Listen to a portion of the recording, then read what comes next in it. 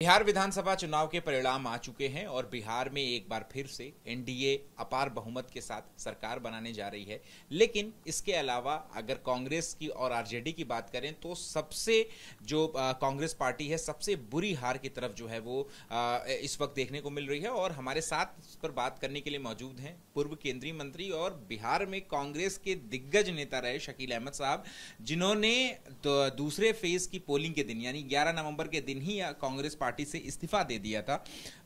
Sir, जिस तरीके के परिणाम देखने को मिल रहे हैं, इतना लंबा आपका एसोसिएशन रहा आपका कांग्रेस पार्टी के साथ, सबसे पहले तो इस पर रिएक्शन कैसे देख रहे हैं इस परिणाम को? नहीं, एक बात तो पहले साफ कर दे कि मैंने पोलिंग ख़त्म होने के बाद 6 बजे पोलिंग ख़त्म हुई है और 6:05 में मैंने इसी कमरे से इस्तीफा भेजा हमारे जो अध्यक्ष हैं, इसलिए कि मैं नहीं चाहता था कि 5 वोट भी मेरे वजह से इम्पैक्ट पड़े और गलत असर पड़े। रिज़ल्ट जो ये है, ये 1995 से मैं समझता हूँ कि माफ़ कीजिएगा, उसी लाइन पे रिज़ल्ट आ रहा है। पिछले इलेक्शन की तरह ही ये रिज़ल्ट है, आप चौंकिएगा, लेकिन पिछले इलेक्शन में विधानसभा के जितनी सीट चिराग पासवान जी ने जिताई गठबंधन को, हमको भी 10 सीट जिताई, कांग्रेस को भी, और 24 सीटें जिताई तेजस्वी जी को, और फिर नीतीश जी ने के लोग जिन्होंने चिराग पासवान के खिलाफ वोट दिया, उन्होंने काफ़ी सीटें हम लोगों को जिताई। तो उन दोनों सीटों को जितनी नीतीश जी ने हराई और जितनी चिराग पासवान जी ने हराई, उसको जोड़ लीजिए तो आज का रिजल्ट लगभग उसी का है। अच्छा, तो मतलब ये एविडेंट था कि इसी तरीके का प्रदर्शन रहने वाला है। हाँ, ये था कि बहुत नौकरी की बात हो रही है, बहुत एसआईआर की बात हो रही है, बहुत से लोग बिहार गए हैं कि नाम नहीं कट जाए जो आमतौर पे बाहर रहते हैं, तो उसकी वजह से रिजल्ट में कुछ तब्दीली आएगी, लेकिन वो तब्दीली नहीं आई। जो 95 से एक सेक्ट वाइज वोट बिहार में हो रहा है, मैं 85 से एमएलए रहा, इसलिए ये सब घटना मेरे आंख के सामने घटी हुई है। तो जो 95 में लाइन पकड़ा, और आज भी बिहार के लोग उसी लाइन पे। ये हार के जो नतीजे आए हैं और जिस तरीके से कांग्रेस पार्टी की अगर खास तौर पर हम बात करें, सबसे ज्यादा पीछे जो है वो कांग्रेस पार्टी इस पूरे परिणाम में देखने को मिल रही है, इसकी क्या वजह है, कौन है इसका जिम्मेदार? नहीं, देखिए, वो तो जिम्मेदार जाहिर है कि जो ओहदे पे रहते हैं उनको लोग मानता है, लेकिन मैं कांग्रेस में नहीं हूँ, कांग्रेस के बिहाफ पे बोलने का मेरा कोई अधिकार नहीं है। लेकिन कांग्रेस में आमतौर पे समीक्षा नहीं होती है, इसलिए कि आप सेंट्रलाइज जब हैं तो जो व्यक्ति किसी को अपॉइंट करता है तो उसकी भी जिम्मेदारी होती है। तो अगर समीक्षा होगी तो होगा कि इनको बहाल किसने किया, इनको अपॉइंट किसने किया। तो स्वाभाविक रूप से आमतौर पे होता नहीं है, होनी चाहिए। बहुत खुल के कांग्रेस के लोगों ने आरोप लगाया है, टिकट बंटवारे, प्रेस कॉन्फ्रेंस करके, जिसमें हमारे सिटिंग एमएलएस भी थे, उन्होंने भी आरोप लगाया। तो उन्होंने जिन लोगों पे इल्जाम लगाया है, लावरू की बात कह रहे हैं आप, जिस पर भी इल्जाम लगाया हो, उनके बारे में जांच होनी चाहिए। तो इससे और जांच होनी चाहिए और एग्जाम्पलरी एक तरह से सजा होनी चाहिए, जिसकी वजह से मैं कांग्रेस का मेंबर नहीं हूं, लेकिन मैंने कहा है कि मैं जिंदगी भर कांग्रेस का शुभचिंतक रहूंगा। तो क्या राहुल गांधी के ऊपर भी तो जिम्मेदारी नहीं होनी चाहिए? वोटर अधिकार यात्रा उन्होंने निकाली, उनका दावा था, बहुत भीड़ जो है वो तस्वीरों में भी देखने को मिली, लेकिन उसके बाद 57 दिनों तक राहुल गांधी जो है वो बिहार स्टेट से दूर ही रहे। नहीं, देखिए, राहुल जी किसी इस पर नहीं है कि वो अपॉइंट कर रहे हो, ये कर रहे होंगे, अंदर में क्या बात है वो नहीं कोई कह सकता है। इसलिए जो राष्ट्रीय अध्यक्ष हैं उनको निश्चित रूप से, जो हमारे कांग्रेस के लोगों ने टिकट के बाद बहुत ही गंभीर आरोप लगाए, उसकी जांच निश्चित रूप से होनी चाहिए।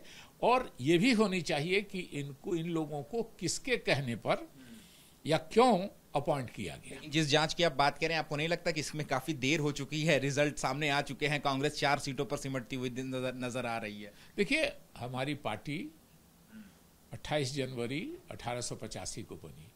हम बहुत से चुनाव जीते बाद में। हमारी पार्टी, मेरा आप कहने का अधिकार नहीं है, मैंने पुरानी पार्टी या मैं जिसका पार्टी का शुभचिंतक हूँ, 1803 पुश्तों से रहा। मेरे दादा 1937 में कांग्रेस के एमएलए थे, मेरे पिता 5 बार रहे एमएलए, मैं 5 बार एमपी एमएलए मिनिस्टर रहा, नेशनल जनरल सेक्रेटरी रहा, पार्टी का प्रेसिडेंट रहा, तो अभी आगे भी है।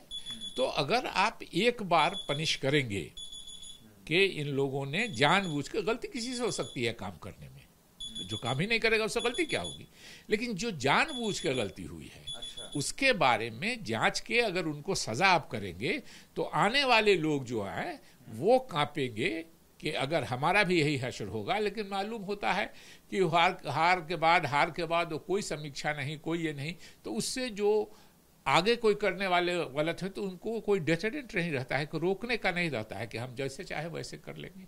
इसलिए समीक्षा बिल्कुल होनी चाहिए। और हम लोग को भी as a Congress well wisher अच्छा नहीं लग रहा है, आपसे बात करते हुए दुख हो रहा है। और हम समझते हैं कि कांग्रेस को, हम उम्मीद करते हैं कुछ सीटें और बढ़े हम लोगों की, लेकिन एक बार हम लोग 2010 में विदाउट एनी अलायंस लड़े थे, तब हम लोगों को 4 सीटें आई थी। 3 सीमांचल में आई थी और 1 सदानंद सिंह जी स्वर्गीय हमारे नेता थे, अध्यक्ष भी थे भागलपुर के, वो जीते थे कहलगांव से। उसके बाद ऐसी खराब हालत हम लोग अंदाज, मतलब गठबंधन का भी कोई खास फायदा होता हुआ नहीं दिखा है इस चुनाव में।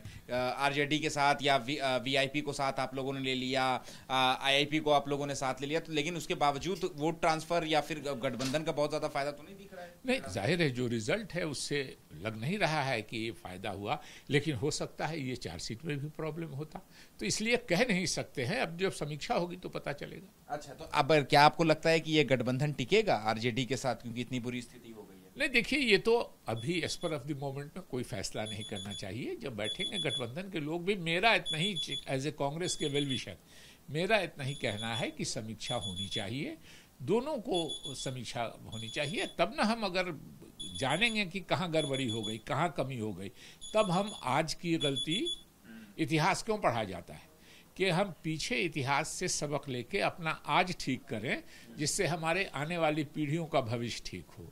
तो आज अगर हम समीक्षा करके और कोई कदम लेते हैं तो आने वाले इलेक्शंस में हमको फायदा होगा, समाज की सेवा करने का हमको अवसर मिलेगा। अंत में कुछ और सवाल हैं बस सर, कि आप चूंकि दूसरे फेज की पोलिंग खत्म होने के बाद आपने इस्तीफा दिया, इतने सालों से आप कांग्रेस में रहे, आपने भी ये पूरा विधानसभा चुनाव का कैंपेनिंग से लेकर के आप उस वक्त तक आपने करीब से देखा, कुछ पॉइंटर्स में आप बताना चाहेंगे कि आखिर वो कौन सी वजह हैं जहां पर कांग्रेस पार्टी या फिर महागठबंधन जो है वो शॉर्ट रह गया?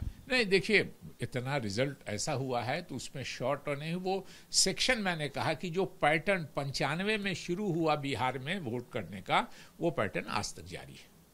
ठीक है, शुक्रिया बात करने के लिए। कैमरा पर्सन मनीष उनियाल के साथ अहमद बिलाल, एबीपी न्यूज, दिल्ली।